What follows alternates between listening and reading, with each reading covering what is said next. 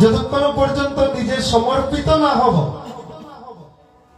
গুরুদেবের চরণে যদি সমর্পণ না হয় বাবা, তাহলে গুরুদেব পূর্ণরূপে প্রসন্ন হবেন না। আর গুরুদেবের কৃপা যদি অর্জন করা না যায়, গুরু কৃপা ব্যতীত নিতাই চাঁদের করুণা হবে না। নিতাই চাঁদের করুণা ব্যতীত আমার গৌর হরির কৃপা বর্ষণ হবে না। হরি বল, হরি বল। তাই সাবধান, শাস্ত্র বলছে সাধু সাবধান। সাধু হতে চান তবে সাবধান।